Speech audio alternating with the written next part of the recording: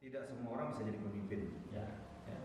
Tidak semua pemimpin bisa jadi pengusaha. Nah, jadi harus jadi pemimpin dulu. Pemimpin ini apa yang disukai, banyak jaringannya, kenal kawan-kawan, kenal Pak Dekan. Sebelum kita mulai, tekan dulu tombol subscribe guys. 1, 2, 3, action!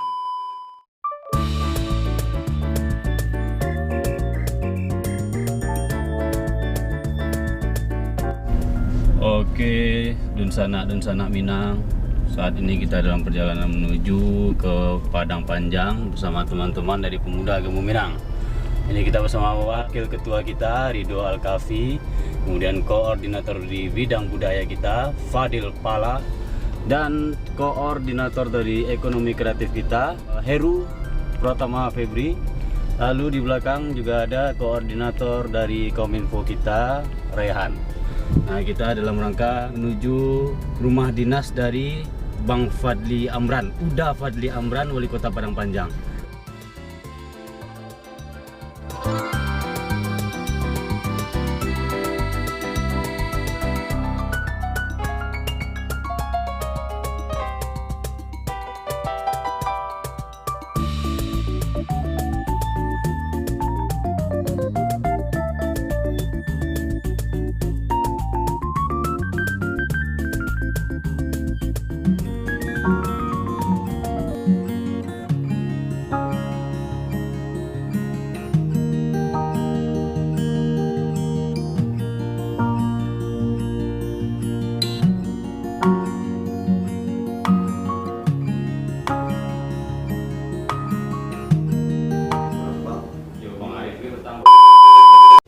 Oke, assalamualaikum warahmatullahi wabarakatuh.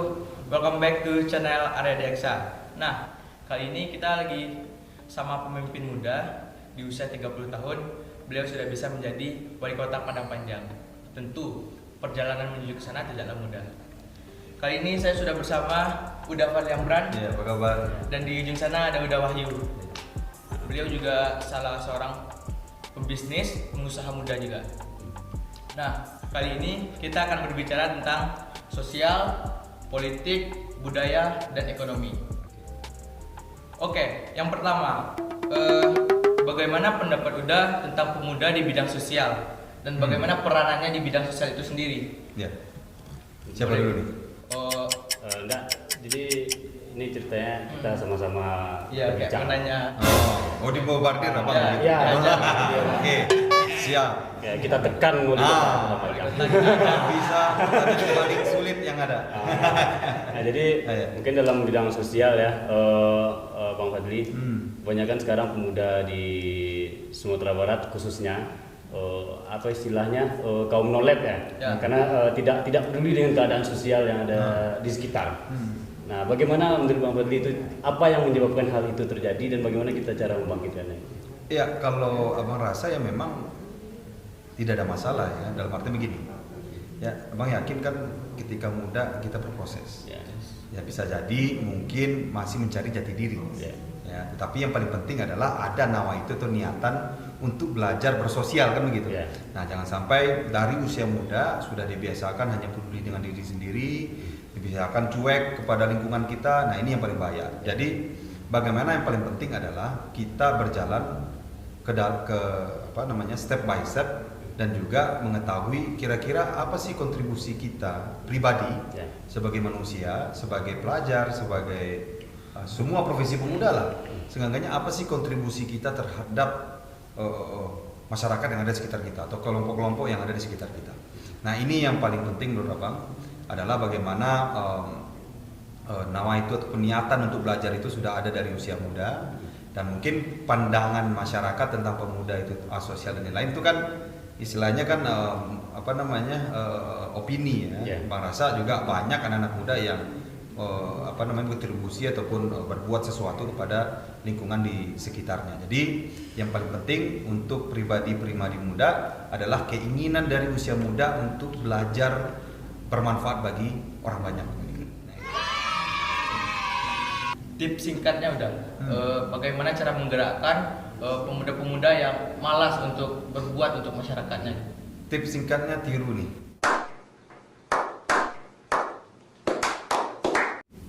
pemuda-pemuda di sekitar abang ini. Kenapa? Lihat deh, dia come up sama ide untuk berbicara kepada abang sebagai wali kota atau influencer-influencer yang luar biasa dari Sumatera Barat. Ini kan seenggak-enggaknya yang nonton ya pasti ada 1 atau 2 orang pengaruh ya, nggak perlu juga sih 1.000 orang terpengaruh kan enggak.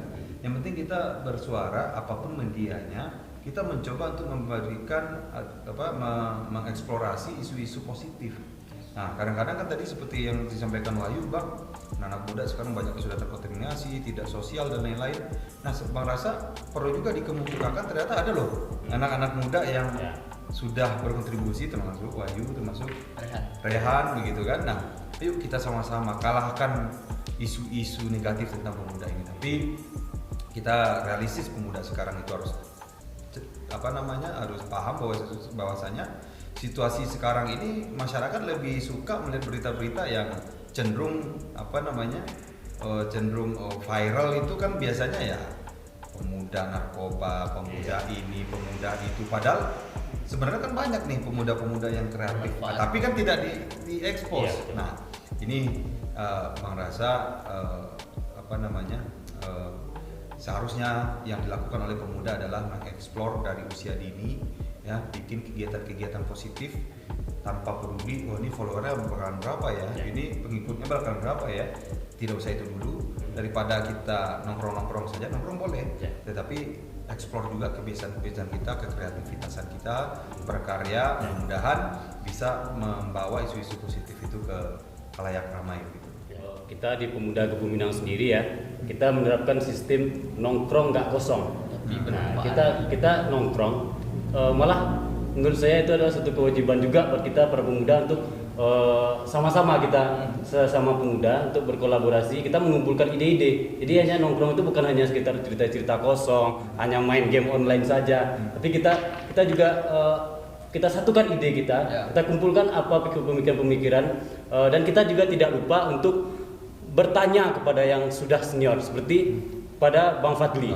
Belum senior, masih muda. Masih muda. Jadi banyak yang takut, Bang. Banyak yang takut untuk bertanya kepada yang tua, kepada yang lebih senior lah. Seperti saya dengan teman saya ini Rehan. Nah, kita kunjungan ke rumah Bang Fadli. Nah, kita nggak ada takut, maksudnya itu kita tetap menghormati dan kita takut. Padahal Bang Fadli ini orangnya sangat humble dan bersahabat sekali ya, Bang. Ayo dah ke atas. Terima kasih. Nah, itu mungkin teman. Siap. Kita next ke pertanyaan yang kedua tentang ekonomi dulu, Bang. Tentang ekonomi. Uda Fadli Amran adalah seorang anak dari pengusaha, pebisnis. Tentu saja kita melihat sekarang banyak UMKM, anak-anak muda yang mau memulai usahanya, tapi dia bingung mulainya dari mana, dan dia berpikiran bakal sukses nggak ya kayak orang-orang. Bagaimana tips singkatnya biar dia mau memulai dan yakin gitu, nggak usah pikirin sukses dulu tapi yakin. Jadi kan kalau pemahaman anak-anak muda sekarang itu berbisnis itu kan masalahnya modal. Berbang salah ya. Kalau modal ini sama dengan uang, salah. Modal bisnis itu pertama pengalaman, ya. Yang kedua jaringan, ya. Kalau misalnya si A, pernah tuh Bang ada forum begitu, Bang, Pak, saya mau berwirausaha, tapi saya nggak ada modal, lah. Terus saya Abang tanya kan, emang usahanya apa? Mau bikin ya toko-toko food court mie gitulah, mie rebus, mie goreng dan lain-lain. Terus uangnya buat apa? Uangnya buat gaji karyawan. Oke. Sudah berapa lama usaha di sini? Enggak, Bang, ini baru mau bikin. Ya kan salah persepsinya. Dia tidak pernah, istilahnya belum pernah mengeksplor kira-kira mie seperti apa yang dia bikin, pengalamannya untuk mempetakan misalnya lokasinya apakah di kampus kah atau di ini kah atau dan lain-lain kah, belum pernah mulai dari usaha kecil begitu kan. Nah, tiba-tiba sudah ingin berusaha. Saran Abang ya kenalan dulu mungkin sama orang-orang yang sudah mulai di usaha itu. Kalau memang kita tidak ada modal, mungkin kerja dulu pelan-pelan, menabung dulu pelan-pelan, nanti sudah itu kita bikin usaha lagi sendiri. Nah, mungkin mulai dari hal kecil dulu, mungkin di kios-kios kampus kan banyak juga yang gratis itu, tidak semuanya berbayar lah begitu. Kalau bayar pun murah kan gitu kan. Nah, mulai dari bawah nanti insya Allah nanti akan berkembang dengan sendirinya ketika kita betul-betul memahami pengalaman tadi dan ketika kita sudah punya jaringan-jaringan tadi itu. Karena bagaimanapun seorang pengusaha, kalau Bang mengilustrasikan seperti ini, tidak semua orang bisa jadi pemimpin. Ya. Tidak semua pemimpin bisa jadi pengusaha. Nah, jadi harus jadi pemimpin dulu. Pemimpin ini apa ya? Disukai, banyak jaringannya, kenal kawan-kawan, kenal Pak Dekan, kenal yang punya tata usahanya kampus, sehingga dia bisa tahu ini bisa nih tempatnya. Atau kenal sama Wahyu kan? Wahyu kan banyak nih hotel-hotelnya kan begitu ya.